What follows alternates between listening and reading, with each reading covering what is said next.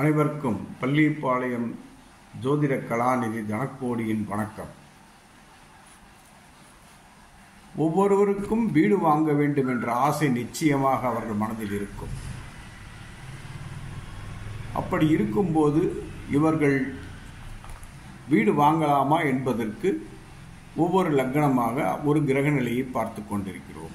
நான் சொல்வது ஒரு கிரக நிலை மட்டுமே, ஒரு லக்னத்திற்கு. வேறு கிரகங்களையும் இருக்கலாம். அதை உங்கள் ஜாதகத்தை கொண்டு பார்க்க வேண்டும். ஆகவே நல்ல ஜோதிடரம் சென்று அதை பற்றி கேட்டுக்கொண்டு தங்கள் பெயரில் வீடு வாங்கலாமா வேண்டாமா என்பதை முடிவு செய்ய வேண்டும். ஆனால் இந்த கடக லக்னக்காரர்கள், கடக ராசிக்காரர்கள் முடிந்தவரை சொந்தமாக இடம் வாங்கி வீடு கட்டக்கூடாது. அப்படி கட்டினால் அதில் பிரச்சனைகள் வரும். ஏனென்றால் நிலத்திற்கு காரகமான செவ்வாய் பகவான் இந்த கடகராசியில் நீசமாகி விடுகிறார். ஆகவே இவர்கள் எப்போதும் கட்டிய வீட்டையே வாங்க வேண்டும். அப்போது பிரச்சனை வருவதற்கு வாய்ப்பில்லை. பழைய வீட்டை வாங்கிக் கொள்ளலாம், அதில் தேவையான மாற்றங்களை செய்து கொள்ளலாம். அதனால் எந்த விதமான பிரச்சனையும் வராது. இப்படி பார்க்கும்போது இவர்கள் வாங்கலாம் என்பதற்கான ஜாதக கிரக நிலை என்னவென்றும் பார்க்க வேண்டும். இந்த ராசியில் குரு பகவான் சனியின் சாரத்தில், அதாவது பூச நட்சத்திரத்தில் உச்சமாவார். ஆகவே குரு பகவான் அங்கு இருக்க வேண்டும். சனி பகவான் தன் 7ஆம் பார்வையாகவோ 10ஆம் பார்வையாகவோ 3ஆம் பார்வையாகவோ இந்த வீட்டை பார்க்க வேண்டும். சுக்கிர பகவான் கடக லக்னத்திற்கு 4ஆம் இடமான துலாம் ராசியில் ஆட்சி பெற்று அமர வேண்டும். 4ஆம் அதிபதியும் அவரே ஆவதால் இவர்கள் கண்டிப்பாக இவர்கள் பெயரில் வீடு வாங்கலாம். அதில் எந்த மாற்றமும் இல்லை.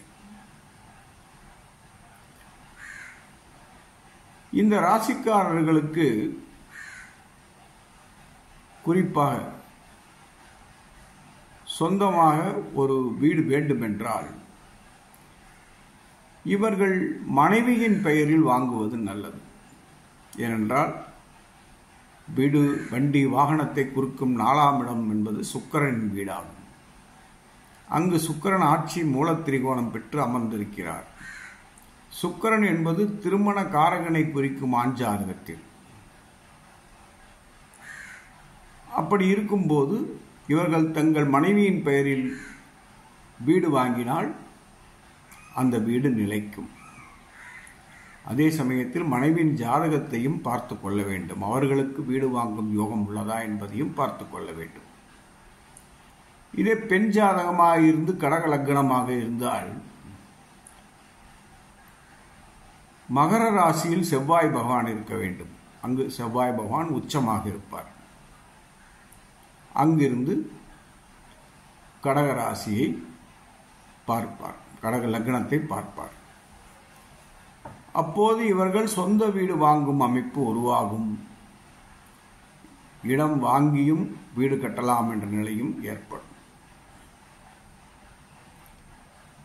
ஒவ்வொருவரும் இந்த கிரக நிலையை ஆராய வேண்டும் என்பதால் எந்த காரியமாக இருந்தாலும் சரி, அதாவது வீடு கட்டுவதற்காக மட்டுமல்ல, நீங்கள் எந்த ஒரு காரியத்தை ஆரம்பிக்கும் போதும் இந்த காரியத்தை நாம் செய்யலாமா, செய்தால் வெற்றி பெறுவோமா என்பதற்கு ஒரு ஜோதிடரை அணுகி அவரிடம் தெரிந்து கொள்வது நல்லது.